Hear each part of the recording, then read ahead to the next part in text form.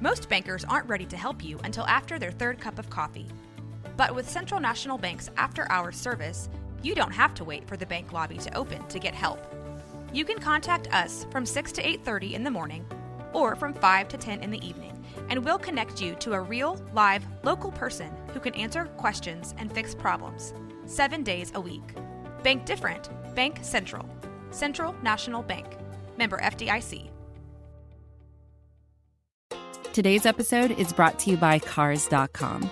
With over 2 million vehicles and 50,000 more added every day, Cars.com will match you with the perfect car for you, your budget, your life, your style. And if you're ready to say goodbye to your current car, Cars.com will get you an instant offer to cash it in. Just start by entering your license plate and get matched with a local dealer who will write you the check. So whether you're looking to buy or sell, just go to Cars.com. It's magical.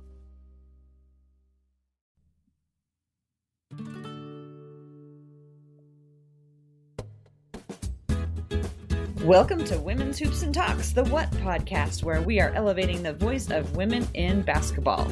We are part of the Almighty Baller Radio Network, and you can find us as part of the Blazers Edge podcast feed.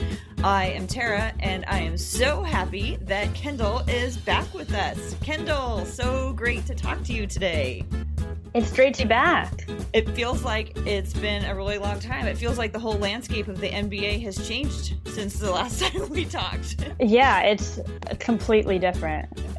Not even slightly. It's going to be just a completely different year. Yeah, we are going to get into some of the things that we're going to talk about free agency in a minute. Before we dive into that, though, you've been doing some pretty cool stuff this summer, and I just keep saying, oh, Kendyl will be back, but I've never really, talked anything at all about what you've been up to. But you've been up to a couple really cool things. One is you've been involved with the World Cup, coverage of the World Cup, and also the Big Three, which are both things that I would love to hear more about.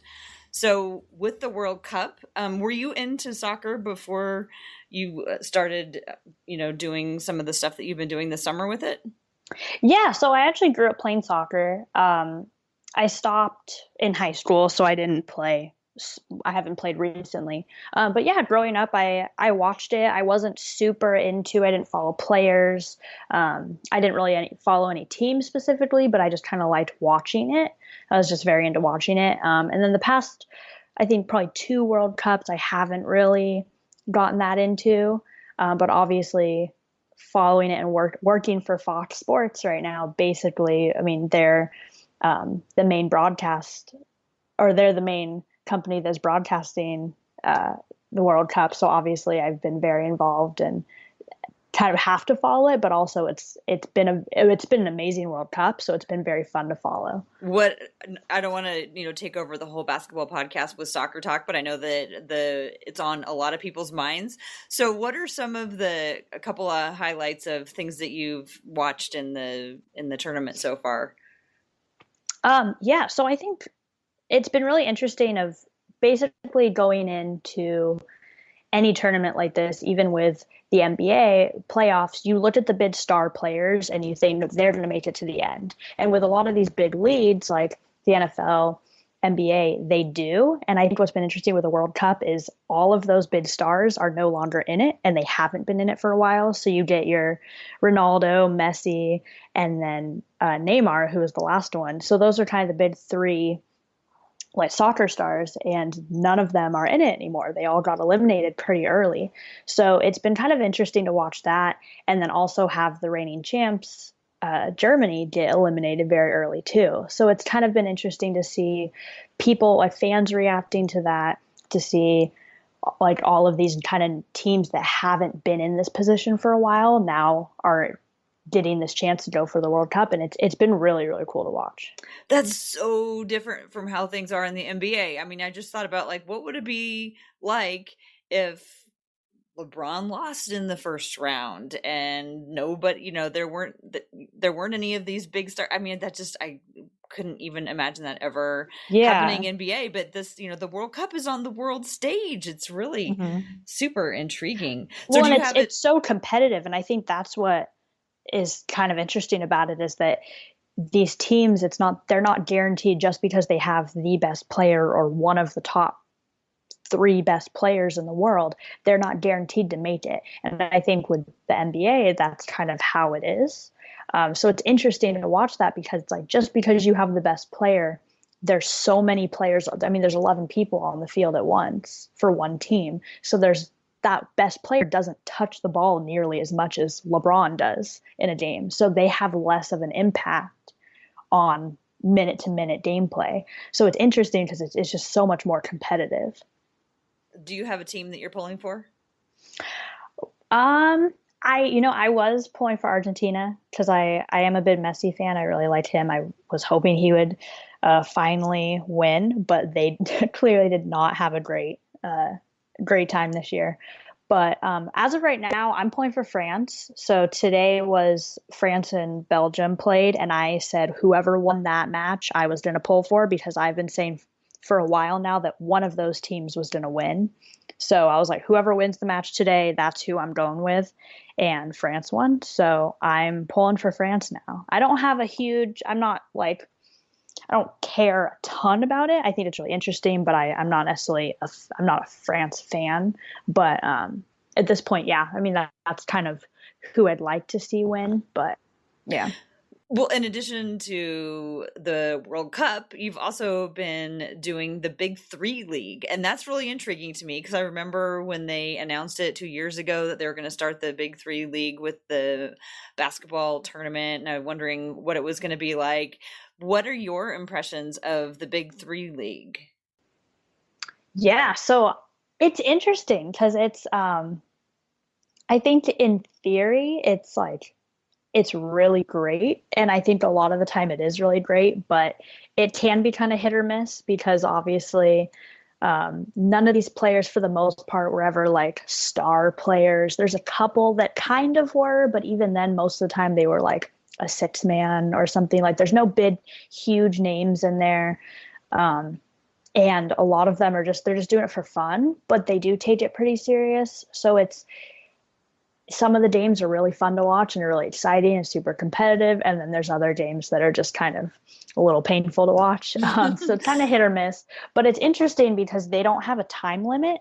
It's based off of points. So whatever team gets to 50 points first wins. So whether that takes 10 minutes or an hour and a half, they're going to play to 50 points. Oh, I didn't know that. Yeah. So it can be it can be interesting. It can be very, very short, or it can be really long. And those games are pretty painful. But and there's also a 4-point shot. So yeah, do they use that very much? They don't usually make them. They try a decent amount. They don't usually make them.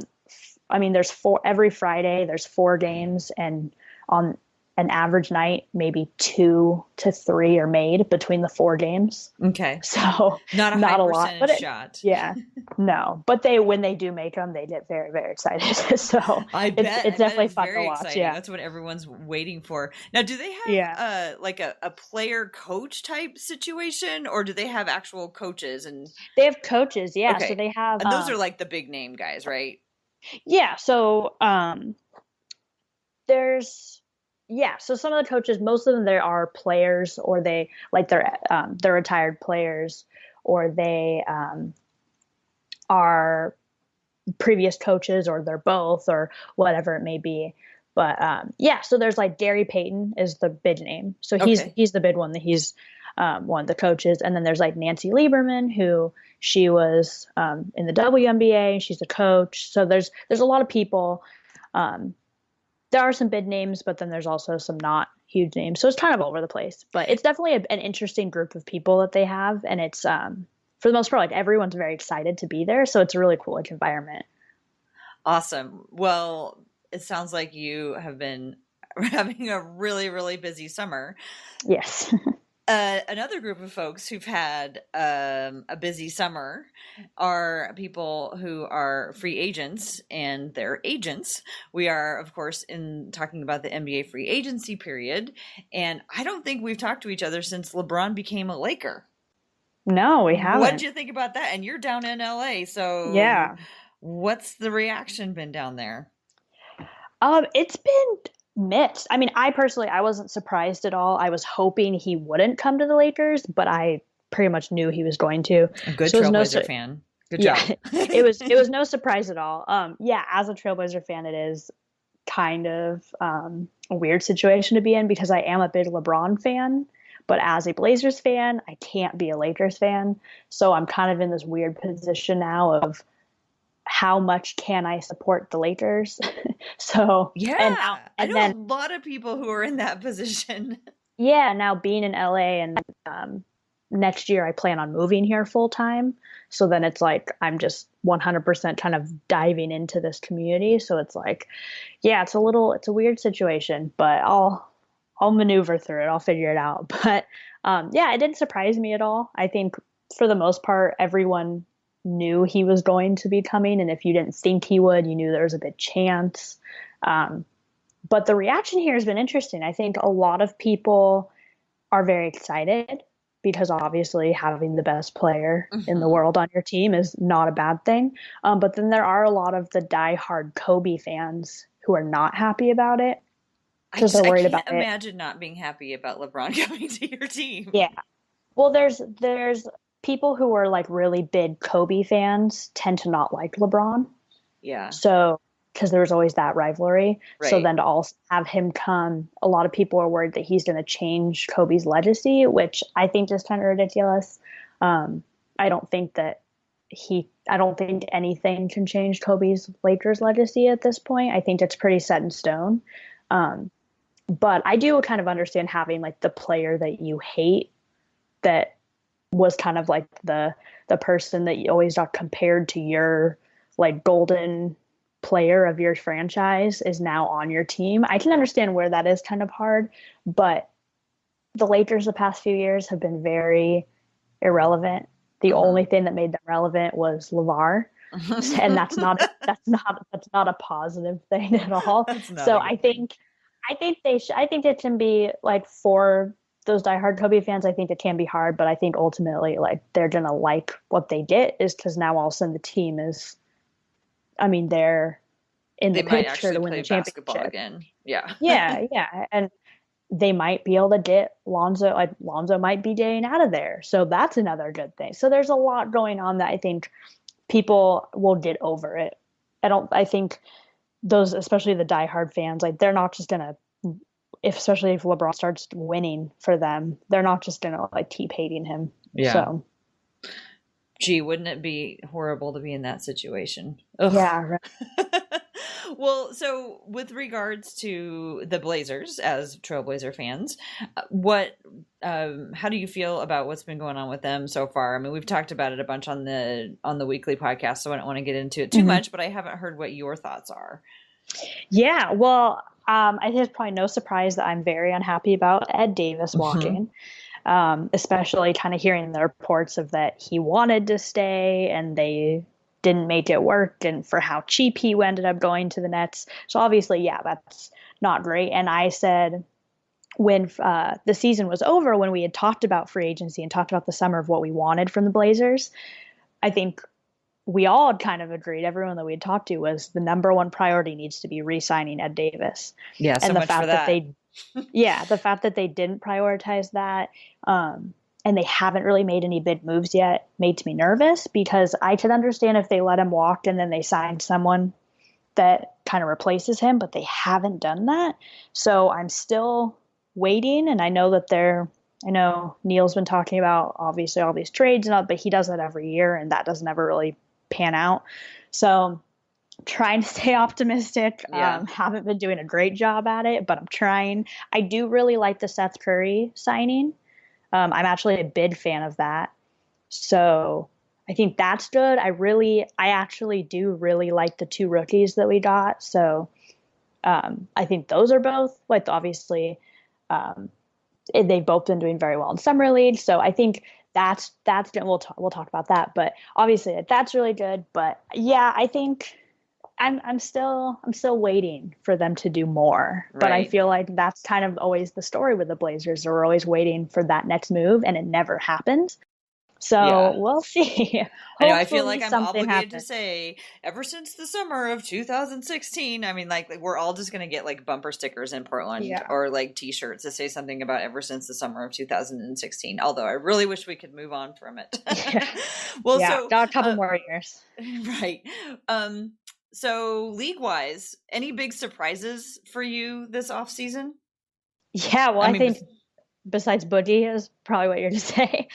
Yeah, I think that's obviously the biggest one is Boogie going to Warriors. I think that's kind of among all NBA fans. That is big. Yeah, that's I still can't really like believe that he did that, but it's so that kind of goes along with what my biggest surprise of the offseason was, is how we've talked before about, I always think it's interesting to imagine like what all the different courtship rituals are going to be like when one team like courts the big star, the classic Kevin Durant with the virtual reality glasses and Blake Griffin with the, whole arena play or whatever they did for him. yeah. And like they were just getting more and more outrageous, and my mind was always like, what's going to be the next, crazy pitch that some team gives to somebody? And that didn't happen at all this year, except for like maybe the big party that OKC threw to announce that Paul George was staying. But other than that, I mean, it really, instead of teams, courting all of these big name players, it was literally like Boogie knocking door to door with like a trick or treat bag. Please, will you give me something? It was like the polar opposite of what I was looking forward to as, one of them. That's always the most interesting thing to me. And this was just like, that completely threw me for a loop when it comes to things that like really surprised me. Yeah. And I think that what's interesting about that is obviously coming off of his injury and with his, obviously kind of his attitude problems and all of that, I think that it made sense that he wanted that max deal, and it made sense that he didn't get it. Like, I don't think anyone really expected that. I think he thought he was going to get it, but I don't think like anyone else thought he was going to get that. But the fact that like he didn't really get any offers, that does surprise me, because he still is one of the best players in the league despite everything. So that is interesting. But I think that kind of speaks on the way people looked at him, though, around the league, is kind of has an attitude problem. He has these issues. And I think what I find interesting is what I've seen a lot of is that a lot of people think that he's going to be kind of the downfall of the Warriors, is because he's going to go in there and he's going to cause problems. Because he kind of changes that whole chemistry, and he's going to be on the bench for half of the year. So he's going to be talking, and he's not going to be backing it up with playing or doing anything. So I think that's going to be interesting. They're going to, I mean, they already were the most teed up team in the league, and they're just going to go even higher now. Yeah, I mean, it very well could be. I mean, sometimes, when you're playing chemist and you're making magical concoctions, you just add one too many things, and it might not be in and of itself, a bad element, but just the chemistry could be off, and it could just make everything fall apart. And I think, and I don't know how much of his, the rumored, and how much of the locker room stuff is, the situations that he was in. And, I don't know, but obviously the injury too is such an unknown how well he will come back from that. But even Boogie on one leg, I mean, is going to be a really good player. He's still going to take up space and be able to do a lot. But his situation leads me to the other thing that I thought was really surprising about the offseason so far was all the 1-year deals. Okay, listen to this list. And this is not even a complete list. This was just like me. I was running down the Real GM trade, free agency tracker. Boogie Cousins, DeAndre Jordan, Trevor Ariza, JJ Reddick, Tyreek Evans, Rajon Rondo, Kentavious Caldwell-Pope, Kyle O'Quinn, Gerald Green, Anthony Tolliver, Mario Hezonja, Derrick Rose. It goes on and on and on. These are all guys who signed 1-year contracts. And I think it's fascinating that was the thing that everybody picked up on doing this year, is like, okay, we're just going to go with 1 year and we're going to take it from there. Yeah. Well, I think that's interesting, because I think a lot of it obviously has to do with the contract of being able to next year they'll get more money. I think that obviously has a lot to do with it. But I think a lot of it too is I think players are getting to the point where because of the way things are changing and how much players are coming out now and requesting trades and demanding trades in a way that like didn't used to happen, I think players are being less and less hesitant to commit long term to teams because they want to hold more freedom. So they're like, I'm only going to sign a 1 year, 2 year with a player option or something like that because they're like, I want to have more control in what I do season to season. So I think it's flipping. It's changing now to where the power is starting to be even more so in the players' hands, which I think is obviously good for them. But I think that that's kind of scary for the league because then you see things like DeMarcus Cousins signing with the Warriors, and you see things like that. Yeah, or you see, for the other thing is the guys who do sign the longer contracts, which is why they're probably just going to keep getting shorter, is because if they're not happy, then they can demand a trade and they can just really muck things up. Yeah, like Kawhi is doing right now in San Antonio. Yeah, it's really different. I mean, it is a huge list of 1 year deals. Of all the signings that you've been tracking or noticed, do you think any of them are like sneaky good? Like, oh, that one's going to be really good for that team, or like you impressed you with like, oh, dang, that was a nice one. Yeah. So I actually didn't think this when I first saw this signing. But I changed my mind on it, is Lance Stevenson to the Lakers. Oh, so interesting. I initially, when I saw that, obviously the first things you think of is Lance versus LeBron. And you think of that whole thing. And you think like, how is that going to work? But then the more I thought about it and the more I kind of like was seeing different reports, I don't know if this is true, but I did see a report that supposedly LeBron recruited him. So I don't know if that's true. Don't quote me on that. But I did see something, and I that made me think he does, despite everything, he is a very solid player, and he Lance, you mean? Yes, yeah, and he does have a high basketball IQ, and I think that is something that LeBron wants around him, and I think that LeBron will like playing with him more than playing against him, and I think something that's interesting is, especially looking at this Warriors team and seeing they were already the most teed up team in the league. Now add DeMarcus Cousins, who is known for being a hothead, known for getting ejected and teed up all the time. Add Lance Stevenson. Oh my gosh, that's brilliant. Who he can literally get under everyone's skin. So like, I feel like in a lot of ways, like, yes, he is a solid player. He's going to help out in that regard. But I feel like in a lot of ways, his biggest role on the team is going to be to get under people's skin. If his job is, you better not get ejected, but get DeMarcus or Draymond out of the game, he can do that. He can get under the skin and he can be the person to get them out of the game. Oh, I love your sneaky mind, Kendyl. That's so great. Or the other person that's kind of like that is Rondo. Rondo is also kind of like that. He's not as upfront about it. People don't necessarily always think of him immediately as that, but his record is he gets under people's skin too. And I think having the two of them is they can just gain up on someone and get someone out of the game, get someone to just, especially someone like Draymond or even someone like Kevin Durant, who's been having a lot of issues with that type of stuff. And even Steph has been doing stuff recently. So I think they can get under those players' skins and get them out of the game.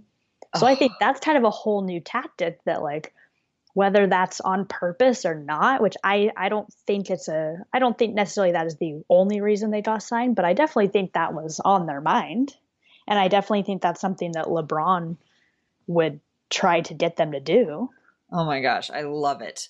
I mean, I was just thinking, I hadn't thought it through that carefully. I was just thinking that it was a case of LeBron thinking, keep your friends close and your enemies closer. So like, get everybody on your team who's given you a hard time in the past, unless they're, of course, one of the members of the team from the Bay Area. And I just thought he was shooting the moon. I thought he was just like, okay, just bring me all the people who are good players, but have really struggled in lots of different situations. Bring them to me, and I'm going to show everybody that I am the master, and I can turn us into, I'm a wizard, and I can just turn us into something incredible no matter who you bring. I mean, because look at what he did last year. I mean, yeah.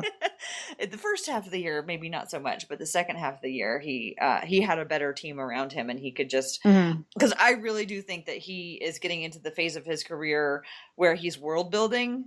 You know, he's like going to be learning how to be a GM and a manager and, you know, and a coach and all of those things all rolled into one. And so he's going to be doing a lot more, I think, and I have nothing to base this on, but I just see him.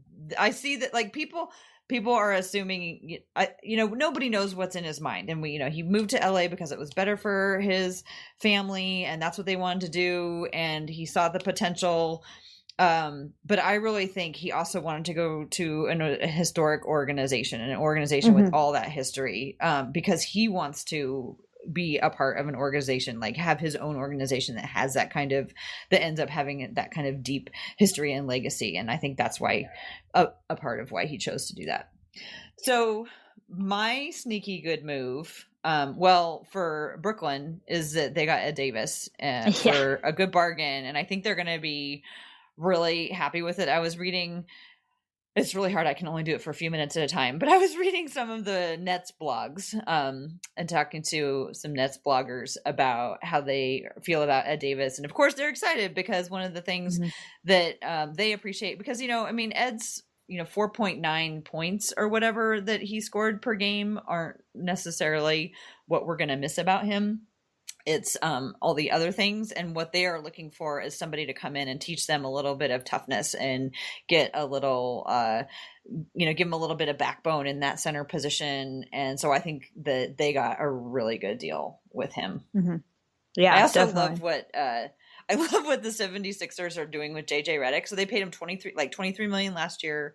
They're paying him 13 this year. And he could, if they wanted to, take 3 next year. And he still would have made a boatload of money over the last 3 years. Yeah. Just like them front loading that 1 year so hugely that now at this point he's like, sure, I'll take 10 million. And he's making $10 million less than he did the year before. Which, but he's obviously provides value to that team, and he's he's a component, whether or not he's a component that's going to go into the whole future. He's clearly right now an important part of it. So I think they've been treating him pretty smart. I just enjoy how he plays anyway. Any moves in the free agency that you think might come to haunt people, or which one do you think is most likely going to come to haunt people? Because often these do. I think probably the Dwight Howard to the Wizards. I think not only does Dwight Howard kind of make every team that he goes to crumble, but I think he just doesn't even slightly fit with the Wizards. Like, despite that, like the fact of that he like destroys teams, he just doesn't fit in with that team at all. I don't think personality wise, I think there's going to be issues there. I think him and John Wall are going to butt heads. I think there's going to be a lot of issues. And just playing wise, I think it's a weird fit. I think it's not going to work out. I think the Wizards are going to be worse this year than they were last year because of it. And yeah, I think that's just a weird signing for me. Yeah, that one is right there up there. For me, the one could go either way. It could either be sneaky, really good, or it could be really disappointing. And we already talked about him, is Rondo. Because I think he could be really, really good in the situation and really good helping those young players. But if the chemistry isn't right, or if they don't get off on the right foot, I fear it could all go off the rails very quickly. So I also think it could turn out really well, but I also think it could be a pretty disappointing situation. But we shall see. We shall see. Yeah. The other thing that kind of disappoints me sort of in general about kind of the way we've all been treating free agency, especially in a year like this where there was less money available, is the fact that it has become so much about money, even for the fans. I mean, we're, so many of us are like trying to dig into all these really super complex rules, and we're getting down into the weeds about TPEs and MLEs and all these things that are just like, we're so down in the weeds, and it's all about money, and we're we're talking about it in terms of just cash. And, you know, it kind of exemplified for me in the whole Ed Davis conversation, because, I mean, we all knew that Ed Davis was like, you know, that the Blazers had drafted players to prepare for the day where Ed Davis was going to be a free agent and he might leave. So we all knew, and we all knew that the Blazers were in a really bad cap situation. And so we understand, you know, logically the financial aspect of what happened and why Ed left and why the Blazers are in a very tenuous position. But that doesn't mean that a team can't go ahead and make a decision for a personnel reason rather than a financial reason. You know what I mean? It's like we've so quickly been like, oh yeah, well, you know, Ed Davis was, you know, a casualty of the bad decisions made in 2016, and that's like the line. But it's like there wasn't a technical reason except for having to pay more money and go into the luxury tax that they couldn't have made the decision to keep him. And just as fans, we've gotten so down into the weeds that I feel like we sometimes don't get to dwell on the more joyous parts of players and what they mean to franchises and what they mean when they leave. Like, instead of having big long discussions about our favorite things that Ed Davis ever did for us, we're having discussions about the financial sheets. You know what I mean? So that's kind of a thing that I've been thinking about. But one thing that is very hopeful, which is, I'm so glad it always follows immediately, free agency, is Summer League. That is where I currently am. I am in Vegas. It was a very cool day. It was only 100 today. So it was like probably only 100. The least hot it's ever been in Vegas. We had a huge storm last night. I saw that. It like flooded everything. Yeah, everything flooded. My hotel's electricity went out, and like I was leaving the arena and just like massive lightning and thunder and lightning, and like lots of people were caught out there. So yes, it's been a very interesting day. But Summer League itself is also a little bit like a storm, because there's lots of activity. There's lots of electricity everywhere. Sometimes there's just like a flood of activity, and sometimes you're just like sitting there going, I can't believe I'm watching this basketball. This is like burning my eyes. So it's a combination of good things. But I've seen some fun stuff while I've been here. Yeah, have you gotten to watch all of the Blazers games? Let's see. I watched the first one at home, but then I watched the Sunday game, and then today is Tuesday. I watched Tuesday's games. And this year of Summer League, there's all 30 teams are here. So it was a lot of games. Yeah, it was already like a really big schedule, but it's gotten even bigger. So I think they went from like around 60 games to like 82 games all together. So the last like 3 days, I think it's been 10 games all day. And I definitely did not take in 10 games, but I probably took in like 3 or 4 games every day. So having a really hard time telling them apart, remembering what happened in each of them. But there's so many. I did seek out a few key matchups. On Monday, I watched Aaron Holiday, Drew and Justin's little brother. He plays for Indiana, and I watched Aaron Holiday, who's a point guard, take on Collins Sexton of the Cavaliers, another point guard, and they went head to head, and that was like a really fun matchup. The thing about Summer League is these guys are like trying to kind of do it all at once, but they're also trying to like do what their coaches are telling them to do. They're trying to show that they're coachable, but they're also still in like proving themselves ground. And so it's really fun when you have like, two guys who have had lots of conversation about them when they get to go head to head. Because I also watched DeAndre Ayton and Mo Bamba go against each other the other night. That was must have been fun. Yeah. So Phoenix's DeAndre Ayton was the number 1 pick, and he played the Magic, and Mo Bamba, who was the number 6. Mo Bamba is a beast. Oh my gosh. That guy, he was everywhere. The night before, I watched the Magic like absolutely destroy Memphis, but on Monday night, DeAndre Ayton's team actually beat Mo Bamba, and they kept Mo Bamba under control, but he still had like 5 blocks.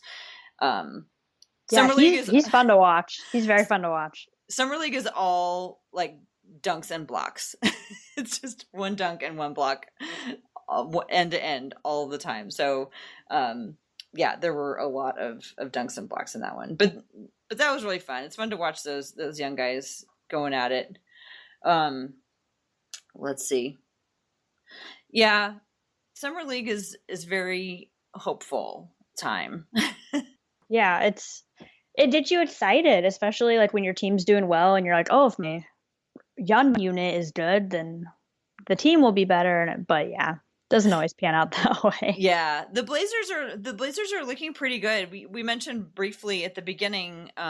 We talked about the Blazers' 2 draft picks, Gary Trent Jr. and Anfernee Simons, and both of them look good. Gary Trent Jr. has been playing really, really well. Oh my gosh, he has the most beautiful jump shot. It is absolutely gorgeous, and he's so personable and like such a great interview. I talked to one of the guys at Blazers Edge, Steve DeWald, who was covering the games, and he went and he had a press pass and went and interviewed players, and he said his conversation with Gary Trent was just delightful. He was so good and just really, really easy to talk to. And you know, as the son of a player, maybe he picked up a lot of that from his dad, and just knowing what it's like to, like, you know, he kind of grew up in the NBA, or at least, you know, in an NBA family. So maybe he gets some of that polish from that. But he also, at the same time, just seems like he's a really down-to-earth guy. And he can shoot if he can just learn how to play defense, which I don't think I don't know. I haven't really been watching his... They don't play a lot of defense at Summer League. Yeah, no, they don't.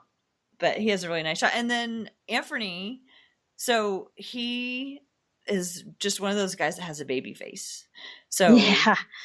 Like, one of the cool things about Summer League is you get to see everybody like really up close, and you realize how giant they really are.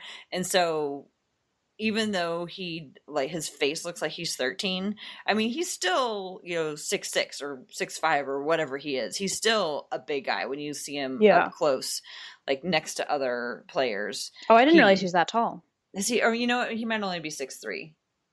Yeah, maybe. He might be a little 6'3", but he's still he's not, you know, he's not the shortest guy on the, and also he's not necessarily the skinniest guy. There's a lot of guys, like, well, not a lot, but there's many other guys who are also very young. I mean, because there's so many like 19 and 20-year-olds, and guys just don't, you know, grow all of their muscles until they're in their 20s. And so that's another nice thing about Summer League, is because all of the teams are there. You sort of can break out of your bubble and understand the context of the whole league a little bit better, and you go, oh, they have a really skinny guy in their team too. Oh, they have a guy who has a baby face who looks really young and probably is going to get carded until he's 45 years old. You know, they just... Yeah, I mean, it's definitely cool to be able to like say that you saw those players kind of when they first got started and everything in the league. So yeah, I'm definitely jealous. I wish I was there. Well, maybe next time you can next year you can figure out how to do a little Summer League coverage to go along with, like, well, there won't be a World Cup, so maybe it'll give you a chance to come in. I know some people that are at Summer League right now, so hopefully I can next year kind of jump in with that. Well, is there any other thing for us to talk about with what we've been with the Blazers and what the NBA has done so far this summer? I think we hit all the big stuff. I think we could go on forever, but yeah, this seems like a good stopping point. So let's go ahead and wrap it up. I will tell folks that you can find me at TCB Biggs on Twitter. And if you have any interest at all in Summer League, you can go back and read my Twitter feed, because I've been taking pictures and talking a lot about the games and things that I've been seeing. So if anybody has any interest in that who is not here, who wants to check that out, please do. You want to tell people how they can find you? Yeah, you can find me on Twitter at KendylBennett16. I kind of have not been on Twitter recently on my own personal accounts, but definitely when the Blazers start making moves, I will get back into that. But as of right now, it's kind of quiet on that end. Trailblazers, make a move. Yeah. So we can, I know. we can fire up the Rip City Twitter and get lots of people talking about stuff. Yes. That's not just quite so. Do something. All right. Well, that's going to do it for this edition of Women's Hoops and Talks, the What Podcast. We're hosted by Blazers Edge, which is part of the Almighty Baller Radio Network. If you like what you heard, please go to the Blazers Edge podcast feed on iTunes or Stitcher and subscribe and rate and review. We release new episodes of the What Podcast every other Thursday. And if you want to follow Hoops and Talks on Twitter, we are at Hoops and Talks. And like I said, I'm on Twitter at TCBBiggs. It's been great to talk to you, Kendyl, and we will be back in a couple of weeks.